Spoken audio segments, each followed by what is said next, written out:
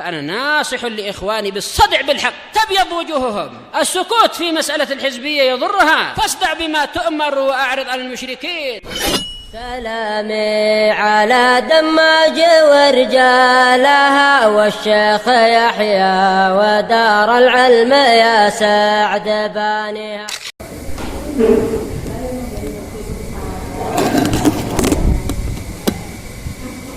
بسم الله الرحمن الرحيم. الحمد لله نحمده ونستعينه ونستغفره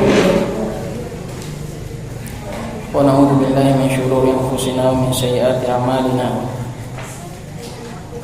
من يهده الله فلا مضل له ومن يضلل فلا هادي له وأشهد أن لا إله إلا الله وحده لا شريك له وأشهد أن محمدا عبده ورسوله صلى الله عليه وعلى آله وسلم. أما بعد.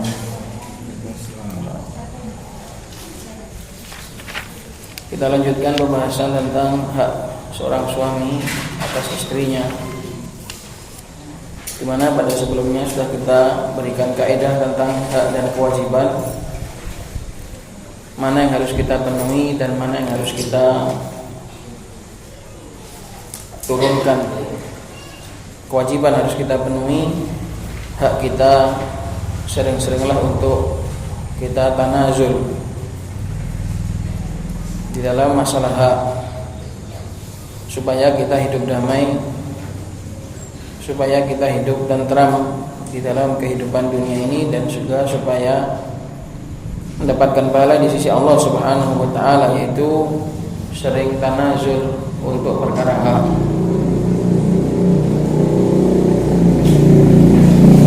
Qala Syekh rahimahullah wa faqahu ta'ala wa qala Imam At-Tirmidzi ma'at Tuhfah al-Mujallad Tsani Safhah 290. Hadatsana Muhammad ibn Ismail qala akhbarana Ali ibn al-Hasan qala akhbarana Al-Husain ibn Waqid qala akhbarana Abu Ghalib qala sami'tu Aba Umamah yaqulu qala Rasulullah sallallahu alaihi wasallam thalathatun la tujawizu salatuhum adhanahum. Dari Abu Umamah Sudai bin Ajlan radhiyallahu ta'ala anhu, Rasulullah sallallahu alaihi wasallam bersabda, ada 3 kelompok, 3 orang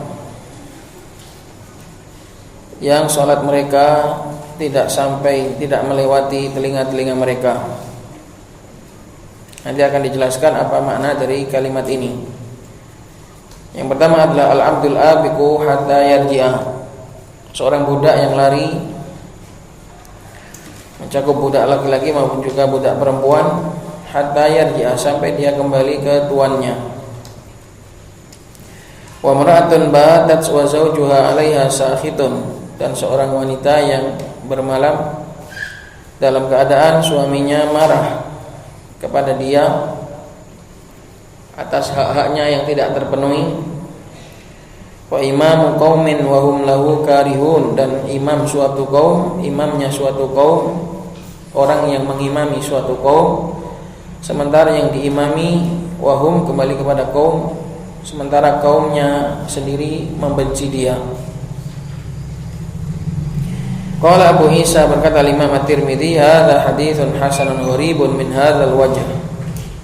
Hadis ini adalah hadis yang hasan gharib dari sisi ini, dari jalan ini, menunjukkan hadis ini secara sanad hasan, tapi secara jam'ut turuq, secara banyaknya jalan cuma 1.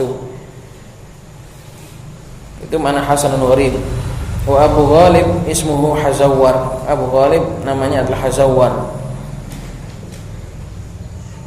Qultu isnadu hasan. Kata muallifah, kata Syekhah Abdullah, sanadnya adalah hasan. Wa Ali ibn al-Hasan wa ibnu Musa ad-Darabijirdi. Ibnu Hasan, Ali ibn al-Hasan adalah ibnu Musa ad-Darabijirdi bi kasril muhadah, ba-nya di kasrah, muhadah itu ba karena 1 titik. Wal jim, dan juga jimnya juga kasroh ad-daro bi jirdi wa sukunir ra-nya di sukun. Adalah seorang yang thiqah. Wa Abu Ghalib bin Hazawwar saduqun yukhti. Dan Abu Ghalib namanya adalah Hazawwar, kedudukannya adalah saduq, yaitu di bawahnya thiqah. Yukhti dan kadang-kadang punya kesalahan sehingga hadisnya dihasankan. Wa baqiyatu rijalil hadithi masyhurun, dan sisa rawi-rawi yang lain dikenal. Muhammad bin Ismail, Ali bin Hasan, dan yang lain sisanya dikenal. Husain bin Waqid dan juga yang lain, Abu Umamah, semuanya masyhurun. Qalat wa qalu al-abdul abiku ay al-haribu, hamba atau budak yang abik, yang lari, maknanya adalah yang melarikan diri. Al-harib, melarikan diri dengan tubuhnya, pergi dari rumah, minggat. Wa qalu wa mar'atun batat wa zawjuha 'alaiha sakhitun, ucapan Nabi sallallahu alaihi wasallam, seorang wanita yang bermalam dalam kondisi dimarahi dan dimurkai oleh suaminya. Hadza mahmulun 'ala ma idza kana lahu haqqun fi dzalik. Ini dibawa kepada apabila seorang suami memiliki hak dalam marahnya. Dia berhak, suami itu marah, posisi istrinya salah, baik itu menuntut haknya, minta untuk dilayani, atau mungkin menasihati jangan mainan HP saja. Kemudian masih main HP istrinya itu, kemudian suaminya marah, maka ini juga masuk. Semua kemurkaan suami yang berdasarkan syariat ini masuk di dalam hadits ini. Seluruh kemarahan suami yang kemarahan tersebut berdasarkan syariat, sesuai dengan syarat, maka sang istri masuk di dalam ancaman hadis ini. Salatnya tidak diterima secara sempurna.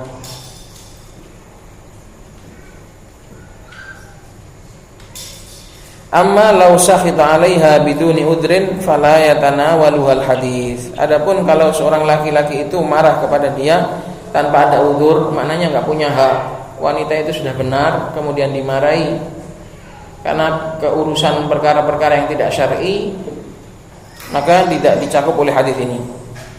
Kenapa? Fa inna ba'dar rijali humqun, karena kadang sebagian laki-laki itu mereka itu tolol. Humqun ai jamaknya ahmak. Laki-laki brengsek. La yurdihim syai', tidak pernah membuat mereka ridho sesuatu apapun, enggak pernah ridho. Memang repot, memang suami ruwet. Nah, ini enggak masuk. Istri baik-baik, tiba-tiba seorang suami marah-marah enggak jelas karena masalah-masalah sepele yang tidak berhak sama sekali, dia marah atas perkara itu, kemudian dia marah, maka ini enggak masuk dalam hadis ini. Yang dimaksud oleh hadis ini adalah seorang suami yang marah dengan hak. Seorang suami yang marah bihak, entah karena urusan tidak dipenuhi haknya, atau belum dibuatkan makan, atau tidak ditemani makan, pokoknya menuntut haknya. Dia punya hak, suami tadi.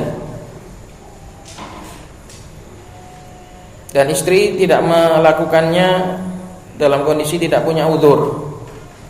Kecuali kalau istri punya udzur, sakit atau kondisi lelah, benar-benar lelah memang, kemudian dia sudah minta maaf dengan baik kepada suaminya, maka ini, jadi seharusnya itu yang berhak marah atas istri itu suami, bukan istri yang marahi suami. Ini enggak ada ceritanya di dalam kalender Islam. Istri marahi suami itu enggak ada ceritanya. Atau istri ngambek atas suami itu enggak ada ceritanya. Yang berhak untuk marah itu adalah suami, karena yang berhak untuk dibuat ridho adalah suami. Maka ini ancamannya, la tujawizu salatuhum adzanahum. Qauluhu, dan ucapan Nabi sallallahu alaihi wasallam, wa imamu qaumin wa hum lahu karihun, dan imam suatu kaum dalam keadaan kaum tadi membenci dia, mahmulun ala ma idza kanatil karahatu lahu li ajlid din, dibawa kepada apabila memang mereka itu membenci karena beralasan syar'i. Mungkin imamnya kurang bagus, imamnya suka melakukan maksiat, imamnya tidak menjauhi perkara-perkara yang tercela sehingga dibenci oleh makmumnya. Nah, seharusnya imam itu peka. Maka menjadi imam, menjadi pemimpin itu enggak gampang. Yang paling utama adalah mencari keridhaan Allah Subhanahu wa taala. Kemudian juga harus berusaha membuat manusia itu ridho dengan keridhaan Allah. Adapun membuat mereka ridho dengan kemurkaan Allah, ini bukan tugasnya. Tapi juga berusaha membuat manusia itu ridho dengan keridhaan Allah. Maka hadis ini dibawa kepada makmum yang membenci imamnya karena perkara syar', karena agama, sesuai dengan prosedur. Karena kadang kalau secara agama pun kalau tidak sesuai prosedur, ini juga bukan syar'i. Ini yang kriteria ini atau dhobit ini yang banyak orang itu enggak paham. Kebencian seseorang tentang atau yang didasari oleh perkara agama, ini syarat yang pertama harus lillahi ta'ala dan harus sesuai porsi. Kalau tidak sesuai porsi, ini sudah pasti hawa nafsu, maka enggak masuk. Inilah yang enggak difahami oleh orang-orang yang saling menghajar, orang-orang yang bermudah-mudahan untuk menghajar atas nama agama. Ingat, atas nama agama itu harus sesuai dua syarat. Harus ikhlas karena Allah, maka enggak masuk orang itu benci karena tendensi, marah karena hawa nafsu, itu enggak masuk. Atau yang syarat yang kedua harus sesuai takarannya. Maknanya kalau masalah itu cukup menuntut seseorang untuk dibenci, enggak sampai ditinggalkan, kok sampai orang itu mensikapinya meninggalkan, berarti ini melebihi batas, melampaui batas, melebihi porsi, melebihi takaran. Maka itu juga enggak masuk. Itu juga enggak dikatakan lillah, itu juga pasti hawa nafsu. Ini yang perkara ini yang jarang disadari, perkara ini yang jarang difahami oleh orang-orang itu. Makanya sampean harus paham betul. Marah karena Allah, sampean posisi benar, marah karena Allah, ini juga harus sesuai takarannya, harus sesuai porsinya. Kalau melebihi porsi pasti nafsu, pasti hawa nafsu. Makanya enggak gampang nih. Maka jadi talibul ilmi harus benar-benar mengamalkan ilmunya. Marah dan suka, cinta, bencinya semua harus karena Allah Subhanahu wa ta'ala, dan juga harus sesuai dengan prosedur, harus sesuai dengan syariat. Ini yang berat. Kita masih dapati diri-diri kita, kawan-kawan kita sering marahnya itu karena hawa nafsu. Cinta dan bencinya masih dibangun di atas hawa nafsu. Cinta dan bencinya masih dibangun di atas perkara-perkara yang tidak sesuai dengan syariat. Maka ini perlu kita perbaiki. Banyak orang itu renggang hubungannya hanya sebatas bukan karena Allah Subhanahu wa ta'ala. Makanya hadis ini berat untuk sesuai mencintai karena Allah dan membenci karena Allah. Rata-rata manusia itu mencintai dan membenci itu masih atas dasar hawa nafsu dan perkara dunia. Maka di sini wahum lahu karihun, karohahnya itu harus berdasarkan agama. Kalau membencinya karena masalah dunia, ini enggak masuk. Maka dikatakan mahmulun ala ma idza kanatil karahatu lahu li ajlid din. Dibawa kepada membencinya itu disebabkan agama dan juga harus sesuai takaran. Ditulis li ajlid din dan juga harus sesuai dengan sunnahnya Rasulullah, harus sesuai dengan porsinya. Membenci karena agama kalau melampaui batas juga enggak boleh. Misalnya imamnya melakukan maksiat, nah, secara agama memang harus dibenci. Tapi kalau sampai melampaui batas kebenciannya, sampai dihajar, sampai dimusuhi atau sampai dipukuli, ini keluar dari batasan, maka ini enggak boleh. Maka li ajliddin ini harus mencakup dua, harus mencakup ikhlas dan mencakup mutaba'ah. Kaman yujahiru bil fisq, sebagaimana kalau imamnya itu adalah orang yang mujahir, terang-terangan melakukan kefasikan, enggak malu melakukan kefasikan, padahal dia adalah seorang imam. Kemudian makmumnya benci karena imamnya pelaku kefasikan. Ini nggak apa-apa. Bagi makmum memang harus membenci. Nah, imam yang seperti ini sholatnya nanti nggak sempurna. Aula yasunu nafsahu anin najasat, atau imam yang tidak menjaga diri dari perkara-perkara yang najis. Di dalam taharahnya terdapat cacat sehingga tidak menjaga dari perkara-perkara yang najis. Atau pokoknya cacat apa saja, atau sholatnya mungkin kurang bagus, gerakannya kurang bagus, kurang tumakninah, atau sholatnya sering nggak tepat. Ini seorang imam harus sering-sering introspeksi diri. Makanya jadi imam itu berat, harus sering-sering introspeksi diri, harus sering-sering ngaca, tanya pada kawan-kawannya, apa yang menjadi kekurangan saya, apa yang menjadi cacat saya. Harusnya seperti itu. Orang itu lebih suka untuk dipuji, untuk mencari pujian. Gak pernah orang itu tanya apa cacat saya. Pernah sampean tanya pada kawannya apa kekurangan saya? Kalau pernah berarti hebat. Pernahkah kita tanya kepada saudara-saudara kita apa kekurangan saya? Apa kekurangan kita? Bahkan kita seringnya ingin untuk terus pujian itu terdendangkan di telinga kita. Itulah manusia. Lebih senang kalau pujian itu melintas di telinganya, dan gak suka kalau ada celaan atau komentar, walaupun komentar itu atau nasihat itu untuk memperbaiki. Itu memang wataknya manusia, illa man rahimahullah. Jadi biasakanlah untuk mendengarkan cacat, celaan dan cacatan itu, biar kamu tahu kondisimu. Jadi orang itu jangan nggak terima kalau mendengarkan selentingan atau kritikan tentang kamu. Ini kurang bagus. Jadi orang baik itu adalah orang yang kuat untuk mendengarkan kritikan dan saran. Itu adalah nasihatnya Al-Ustaz rahimahullahu ta'ala. Beliau membawakan kalamnya Imam Ibnu Hazm. Sebenarnya di dunia ini kita itu lebih banyak mengambil manfaat dari celaan daripada dari pujian. Cuma kita ini orang nggak sadar. Di dunia ini sebenarnya kita itu lebih banyak mengambil manfaat dari mendengar celaan daripada kita itu mendengar pujian. Kalau kita mendengar pujian, kalau pujian itu sesuai dengan kita, itu kita akan terbang. Kalau tidak sesuai dengan kita, berarti kita telah senang dengan perkara dusta. Kita dipuji padahal kita nggak seperti itu. Dua-duanya rugi. Kita dengar pujian itu dua-duanya rugi. Kita dengar pujian kalau sesuai dengan kita akan terbang. Kecuali hamba yang sadar diri. Hamba yang sadar diri dia enggak terbang kalau dengar pujian. Dia tahu aibnya. Kalau dipuji dia bilang, Allahumma la tu'akhidni bima yaqulun waj'alni khairan mimma yadhunnun. Itu bagus. Kamu kalau mendengar pujian tentang kamu di depan orang, bilanglah, ucapkanlah Allahumma la tu'akhidni bima yaqulun waj'alni khairan mimma yadhunnun. Maka kita ini dari mendengar pujian itu lebih sering rugi. Itu kok senang, rugi kok senang.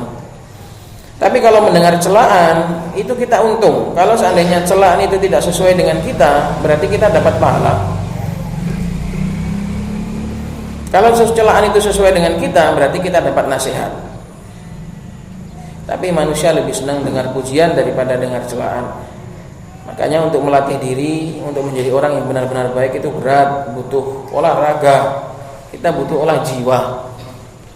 Bukan hanya olahraga, olah jiwa supaya jiwa kita itu sehat. Ini salah satu olah jiwa kita ya, mendengarkan taklim seperti ini. Kita tahu hal-hal yang menjadi cacat kita, yang menjadi aib kita, yang menjadi kekurangan kita, sehingga bisa kita benahi. Seperti kita datang ke dokter, tanya apa saja sakit saya dok, tolong di lab, diperiksa darahnya, dipakai ronsen, pakai USG, supaya tahu kekurangan-kekurangannya, supaya tahu cacat-cacatnya untuk diobati. Kita ke dokter juga seperti itu, kita ke majelis taklim juga seperti itu. Memang untuk tahu apa cacat kita, memang untuk tahu apa kekurangan kita, sehingga kita perbaiki. Dan hanya orang yang pengen sehatlah yang mau melaksanakannya.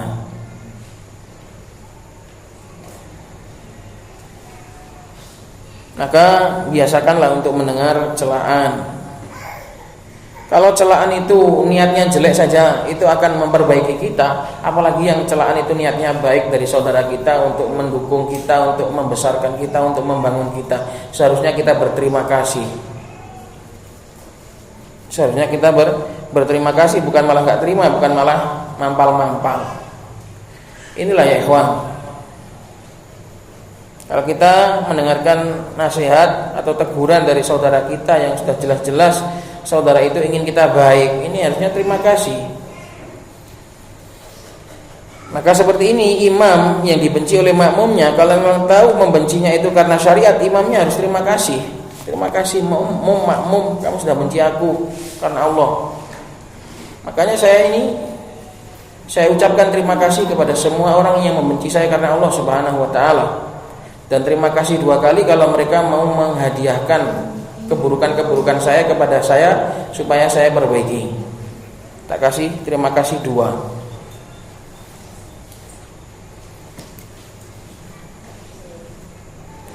Qala kaman yujahiru bil fiski aw la yasunu nafsahu anin najasat aw dzalimun wa nahwu, atau dia zalim dan yang semisalnya. Jadi saya ini kalau dinasihatin insyaallah terima. Kalaupun enggak terima paling itu cuma reaksi manusiawi, kadang merontak sebentar, tapi insyaallah nanti ya terima insyaallah. Kalaupun enggak terima berarti mungkin suasana hatinya lagi enggak jelas atau lagi galau. Reaksi manusiawi saja. Jadi jangan segan-segan untuk menasihati saya. Amma lamma kana li ghardin dunyawiyyin, adapun kalau tujuannya itu adalah pembenciannya itu karena tujuan duniawi, li ghardin dunyawi, fa sholatuhu ghairu naqisah, maka salat imam tadi tidaklah kurang. Kalau imam itu dibenci karena perkara-perkara duniawi, bukan perkara-perkara syar'i, maka imam enggak kenapa-kenapa. Yang akan mengganggu atau yang akan mengurangi pahala sholatnya itu ketika dia dibenci oleh makmumnya karena perkara syar'i. Nah, disinilah tugas imam itu untuk menyempurnakan diri. Kalau dia dibencinya karena perkara-perkara duniawiyah atau bahkan karena perkara-perkara yang batil, ini enggak apa-apa. Maka dikatakan fa sholatuhu ghairu naqisatil ajr ala sahihi, sesuai pendapat yang sahih ini enggak kurang. Kalau dia dibenci karena perkara-perkara duniawi, maka ini tidak mengurangi pahala imam tersebut. Wanduril mas'alata fil majmu' lin Nawawi, lihatlah masalah ini dalam majmu' punyanya Imam An-Nawawi Al-Mujalladul Rabi' Shafhah 240. Qalat fal intina'u 'anil firashi min kaba'iriz dzunub, maka mencegah enggannya seorang wanita dari melayani suaminya ini adalah termasuk dosa besar. Ini pembahasan utama kita kemarin. Sebenarnya saya sebagai yang menjelaskan juga sebenarnya risih membahas masalah seperti itu, tapi gimana, ini namanya ilmu. Sedangkan saya sudah bersyarat pada diri saya sendiri, setiap saya menjelaskan apapun, saya insya Allah akan berusaha totalitas, akan saya maksimalkan, baik itu menjelaskan nahwu atau menjelaskan fikih atau menjelaskan akidah atau menjelaskan apa saja, saya akan berusaha totalitas, saya semuakan yang saya bisa. Lah kebetulan kemarin pembahasannya seperti itu, ya lambeku mengomingkem, mulutku agak berat kemarin itu. Maka kalau ada sebagian ummahat yang merasa risih, ya sama, saya juga sebagai yang menjelaskan juga sama merasa risih. Tapi gimana itu ilmu? Gimana itu adalah ilmu? Jadi pembahasan ini ya, yang penting saya sudah pilih bahasa yang sopan, bahasa yang bagus, tidak ada bahasa yang vulgar, insya Allah tidak ada bahasa yang mendorong syahwat. Ini adalah ilmu. Karena ini sesuai dengan pembahasan hadis. Saya jelaskan supaya kaum mukminin itu paham bahwasanya syariat ini tidak ada mensyariatkan sesuatu tanpa alasan. Semuanya pasti untuk maslahat kita semua. Qalat fal intina'u 'anil firashi min kaba'iriz dzunub wa hadha yadullu ala idami haqqiz zauji ala zaujatihi, dan semua ini adalah menunjukkan besarnya hak seorang suami kepada seorang suami atas istrinya. Sampai-sampai segitu besar ancamannya. Qala Imam Tirmidzi rahimahullahu taala hadatsana Mahmud ibn Ghailan qala akhbarana An-Nadhr ibn Shumail qala akhbarana Muhammad ibn Amr an Abi Salamah an Abi Hurairah. Ani Nabi sallallahu alaihi wasallam annahu qala law kuntu amiran ahadan an yasjuda li ahadin la amartul mar'ata an tasjuda li zawjiha. Hadis ini didatangkan untuk menguatkan ini. Perkataan ini menunjukkan besarnya hak seorang suami atas istri. Sehingga didatangkan hadis yang lain bahwasanya Rasulullah sallallahu alaihi wasallam bersabda, andai aku memerintahkan seseorang untuk bersujud kepada orang lain. Sujud di sini adalah sujudul ihtiram, bukan sujudul ibadah.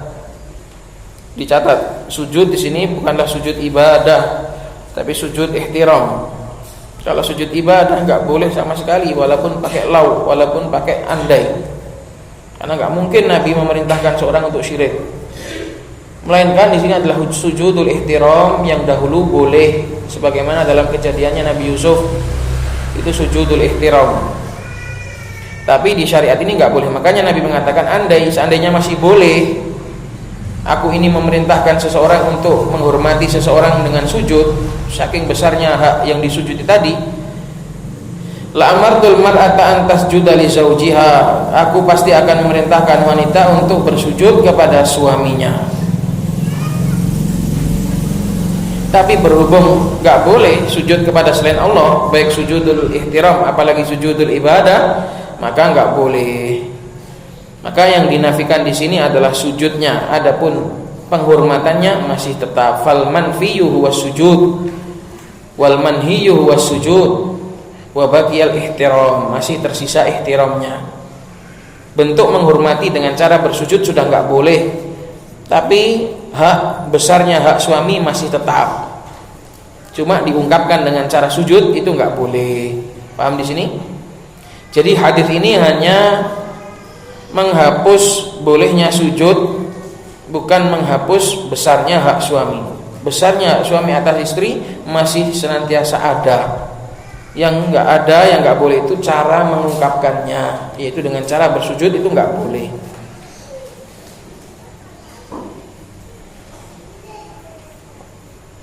Maka hadis ini menguatkan bahwasannya betapa besar haknya suami atas istri. Bahkan seandainya dibolehkan, Nabi akan menyuruh untuk sujud, saking besarnya hak suami. Qala wal haditsu hasan, dan hadis ini adalah hadis yang hasan. Walaqad madahallahu man ata'at zaujaha biqoulihi subhanahu, dan Allah Subhanahu wa taala telah memuji seorang wanita yang mentaati suaminya dengan firman-Nya, fas-solihatu qanitatun hafidhatun lil ghaibi bima hafidhallah. Maka wanita yang solihah itu adalah yang qanitat, yaitu yang taat. Qanitat adalah muti'at, yang banyak taat. Hafidhatun lil ghaibi, yang menjaga ketika suaminya enggak ada. Bima hafidhallah, dengan apa-apa yang Allah jaga dari hak-hak. Maka sebenarnya haknya suami itu banyak sekali dilanggar oleh istri. Jadi enggak masalah, bahkan bagus sekali kalau istri itu sering-sering minta maaf kepada suami, sebagaimana suami juga minta maaf kepada istri atas hak istri yang mungkin terluputkan atau tidak tertunaikan. Dan seorang istri lebih-lebih lagi untuk sering-sering minta maaf kepada suaminya atas hak-haknya yang terluputkan.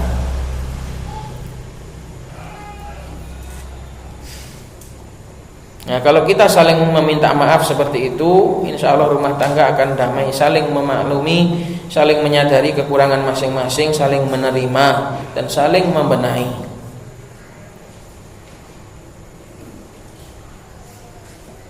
Dan hendaknya difahami bahwa hidup ini adalah ladang untuk mencari pahala. Pahalanya istri itu terletak pada suami. Pahalanya istri itu terletak pada suami.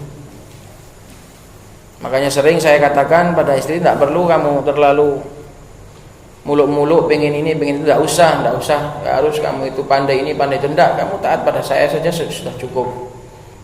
Karena kamu ini tak bina, kamu ini tak didik, cukup taat pada saya saja. Nggak perlu kamu harus hebat, harus pintar gini, nggak perlu. Istri itu tidak perlu seperti istri, cukup taat pada suaminya. Kalau punya suami yang sekiranya bisa membimbing dia, ya sudah cukup, lebih dari cukup. Lebih dari cukup. maka wanita itu untuk dibimbing. Jadi seharusnya itu cukup taat, cukup nurut saja.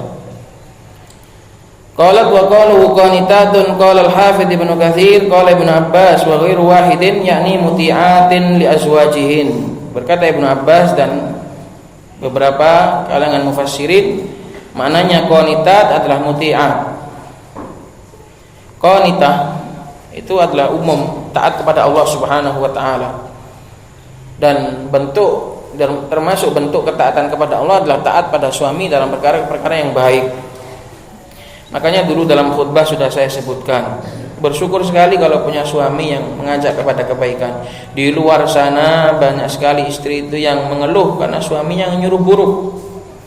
Kamu punya suami yang nyuruh baik, gak kamu taati, gak kamu syukuri, betapa besar dosamu. Maka bersyukur sekali ketika punya suami yang mengajak taat kepada Allah Subhanahu wa taala. Banyak-banyaklah berdoa untuk bisa mentaati dia. Bagaimana kalau kamu punya suami yang mengajakmu kepada keburukan?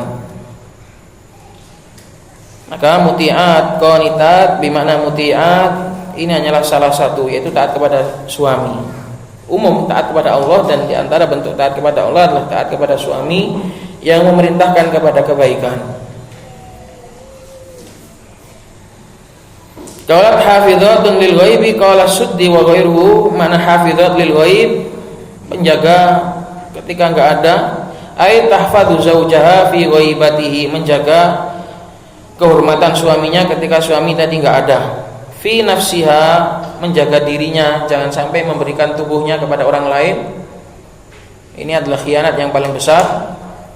Selingkuh dengan laki-laki lain, ini adalah khianat yang paling besar. Wa mali, dan juga menjaga harta suaminya ketika suaminya enggak ada, menjaga kehormatannya juga. Ini adalah perkara yang sangat penting sekali. Maka wanita itu dijadikan oleh Allah Subhanahu wa taala ladang kebaikannya itu yang paling besar itu pada suaminya. Kalau suami ladang kebaikannya banyak, ada di masjid, ada di ladang alas itu beneran, ada juga di mana-mana di jalan. Ladang suami banyak, ladang wanita itu sempit. Ladang wanita cuma di rumah, anak-anaknya dan suaminya. Maka manfaatlah ladang kebaikanmu itu sempit, ladang kebaikanmu itu sedikit. Sementara ancaman neraka semakin besar. Maka tidak ada pilihan lain selain berusaha memanfaatkan sedikitnya ladang tadi. Nah, kalau kamu sudah nggak punya ladang cuma sedikit, kamu sia-siakan terus. Apa ladang opo? Apa gile pahala kondi? Dari mana mau cari pahala? Kamu sudah nggak punya ladang sedikit dibiarkan semak. Mau dapat dari mana? Itu ya ikhwan.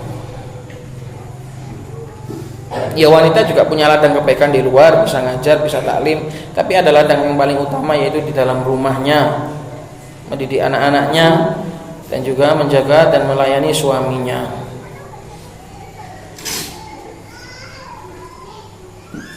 Qalat wa tarattabal wa'idu ala man khanat zaujaha, dan terhasilkan ancaman dari orang wanita yang berkhianat kepada suaminya, baik khianat yang kecil maupun khianat yang paling besar, yaitu zina. Waliyadu billah. Rawal Imam Ahmad fi musnadihi al-mujallad sadis birakam hadis 19, hadatsana Abu Abdurrahman qala hadatsana Haywa qala akhbarani Abu Hani ila akhiri. Sudah pernah lalu tentang ancaman ini bagi wanita yang durhaka atau khianat kepada suaminya. Dan juga dulu sudah kita sebutkan ayatnya, wa daraballahu mathalan lil ladzina kafaru imra'atan nuhin wa imra'atan lut kanata tahta abdaini min ibadina shalihaini fa khanatahuma. Khianat di situ adalah khianat nafsiyah, bukan khianat badaniyah, bukan khianat selingkuh, tapi khianat nafsiyah, khianat karena enggak menyambut dakwah. Maka masuk juga dalam hadis ini seorang wanita yang mengkhianati suaminya. Suaminya ngajak baik, dia enggak mau, dia enggak taat. Ini juga termasuk. Qalat wa qaluhu la tujawizu salatuhum adhanahum, hadis Abu Umamah yang kita bahas di atas. Apa maknanya sholatnya itu gak sampai melewati telinga-telinga mereka? Qala al-Mubarakfuri, berkata Shahibut Tuhfatul Ahwadhi, pensyarah hadis ini, ay la tuqbalu qabulan kamilan, tidak diterima dengan penerimaan yang sempurna. Sholatnya tidak sempurna, bukan berarti sholatnya batal. Hadis ini bukan mengartikan sholat seorang wanita tadi batal, tapi tidak diterima dengan baik. Tidak diterima dengan baik, pahalanya juga enggak sempurna. Aula turfa'u ila Allahi raf'al amalis sholih, tidak diangkat kepada Allah sebagaimana diangkatnya amalan soleh. Sebab dia dalam kondisi sedang berada dalam zona merah karena sedang dimurkai oleh suaminya. Maka dia melakukan ibadah pun enggak bisa sempurna ibadahnya, sebab dia sedang melanggar sesuatu yang lain. Dia berada di zona merah, sehingga amalannya tidak menjadi amalan yang tentram di zona hijau, sebagaimana ia mengamalkan amalan soleh di zona hijau. Maka sholat seperti ini sholatnya sahihah, tabra' dhimmatuhu, selesai tanggungannya, wala yutalabu bi qadaiha, juga enggak tertuntut untuk mengganti. Enggak, seperti ini enggak tertuntut untuk mengganti. Sholatnya sah, dhimmahnya, tanggungannya bebas, enggak lagi tertuntut dengan sholat, tapi pahalanya ini yang enggak sempurna, pahalanya yang berkurang, karena dia sedang melakukan kemaksiatan yang besar. Makanya enggak sepele loh, bikin suami marah itu enggak sepele. Apalagi suami yang marahnya itu karena syar'i, karena perkara yang syar'i, maka ini perkara yang sering disepelekan oleh wanita, membuat suami marah dengan kemarahan yang syar'i.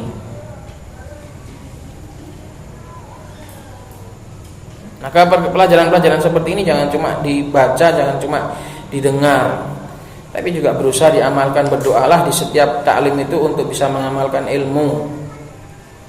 Allahumma inni a'udzubika min ilmin la yanfa' wa qalbin la yakhsha' wa nafsin la tashba' wa da'watin la yustajabu laha. Allahumma anfa'ni bima 'allamtani wa 'allimni ma yanfa'uni warzuqni ilman yanfa'uni. Itu ditulis, yang enggak hafal tulis doanya. Allahumma anfa'ni bima 'allamtani, ya Allah, berikanlah aku manfaat dengan apa yang sudah kau ajarkan. Wa 'allimni ma yanfa'uni, dan ajarilah aku apa yang bermanfaat bagiku. Allahumma anfa'ni bima 'allamtani wa 'allimni ma yanfa'uni warzuqni ilman yanfa'uni, dan berikanlah aku rezeki ilmu yang bermanfaat. Kalau enggak, ini cuma pajangan tok, ini cuma hiasan tok. Ilmu itu cuma jadi hiasan, cuma pandai dalil, lancar dalil, hatinya masih dipenuhi hawa nafsu. Buat apa cuma hiasan doang? Ilmu ini bukan variasi. Ilmu ini penyelamat dengan izin Allah Subhanahu wa taala.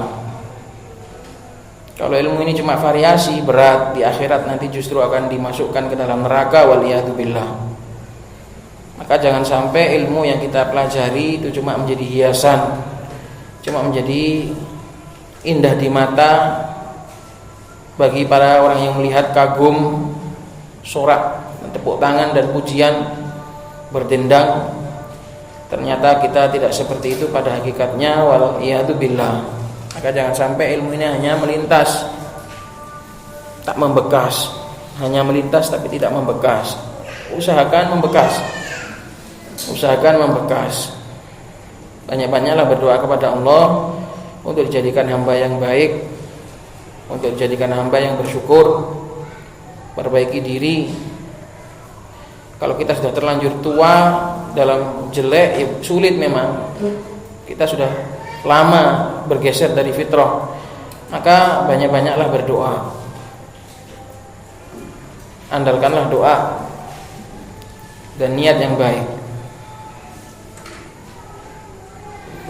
Qala Syekh Muhammad Abdullah wafaqahallahu taala, ats-tsani, hak yang kedua, hak suami yang kedua atas istri adalah Allah tasuma tanaffulan illa biidnihi. Seorang wanita jangan sampai berpuasa sunnah kecuali dengan izin suaminya. Kalau puasa wajib enggak perlu izin, itu perintah dari Allah. Qala al-Imam al-Bukhari rahimahullahu taala Al-Mujallad at-Tasi' bi rakam hadis 5192. Haddatsana Muhammad ibn Muqatil qala haddatsana Abdullah qala akhbarana Ma'mar an Hammam ibn Munabbih an Abi Hurairah radhiyallahu ta'ala anhu an Nabi sallallahu alaihi wasallam la tasumul mar'atu wa ba'luha syahidun illa biidnihi. Tidak boleh bagi seorang wanita untuk berpuasa wa ba'luha dan suaminya, ba'al itu suami, dan suaminya hadir kecuali dengan izin suami tadi. Dan ini sebagai bukti besarnya hak suami, karena sampai amalan-amalan sunnah dikalahkan. Hadis ini dipakai dalil besarnya hak suami karena dari sisi istidlalnya, wajul istidlalnya adalah dikalahkannya amalan sunnah. Karena hak suami wajib, li'anna haqqahu wajibun. Karena hak suami itu wajib. Sedangkan ini cuma perkara sunnah, puasa sunnah, maka dimenangkan yang wajib. Taat suami itu wajib. Apalagi suami melarang puasanya itu karena alasan yang syar'i. Kecuali suaminya suami yang jelek, suami yang orang-orang yang jelek melarang puasa karena dia nggak suka dengan ibadah. Ini nggak ditaati kalau itu. Nggak perlu dihormati, tapi disabari. Tetap nggak puasa, tapi suami tadi adalah suami yang buruk. Tapi kalau suami melarang puasa ini karena dia butuh, ini yang muktabar. Makanya Nabi melarang untuk berpuasa ketika ada suami kecuali dengan izinnya, karena suami itu kadang butuh untuk melayani dia, sedangkan nggak boleh kalau puasa. Atau mungkin butuh tenaganya untuk melayani dalam perkara-perkara yang lain, butuh kehadirannya, butuh semangatnya. Karena kalau puasa itu bisa mengurangi semangat. Minta ditemani makan, istrinya puasa, ya nggak pantas. Suaminya minta ditemani makan atau minta dimasakkan, ya kan? Pas masak, kondisi istrinya puasa, kasinan pula masakannya. Akhirnya suaminya haknya terluputkan gara-gara istrinya puasa. Maka seperti ini syariat mengedepankan haknya suami, karena puasa itu bisa mengurangi kekuatan badan maupun kesehatan. Qalat walau shamatil mar'atu tatawuan wa zawjuha ghairu adinin laha. Kalau seandainya masih ada wanita yang nekat untuk puasa sunnah sedangkan suaminya itu enggak mengizinkan, fasyamuha batilun, maka puasanya batil. Ini yang rajih dari pendapatnya ulama. Puasanya batil karena larangan ini menyasar kepada zat puasa. Ini adalah larangan yang kembali kepada zat, sehingga puasanya batil. Wa hiya athimatun, dan dia pun berdosa kalau masih ada nekat puasa. Ini loh ya ikhwan, sebagai dalil bahwasanya hak itu harus dibagi. Kalau kamu cuma memenangkan haknya Allah, menelantarkan hak yang lain, itu berarti salah. Allah itu haknya tidak akan pernah bertentangan dengan hak orang lain. Kalau Allah punya hak, maka orang lain tadi juga pasti nggak mungkin haknya bertentangan dengan hak Allah. Makanya ini sebagai dalil kita itu jadi orang baik itu jangan dari satu sisi saja. Kita harus punya pandai-pandai membagi hak. Harus pandai-pandai membagi hak. Ada kalanya tamu itu punya hak, tetangga itu punya hak, Allah punya hak, diri kita juga punya hak.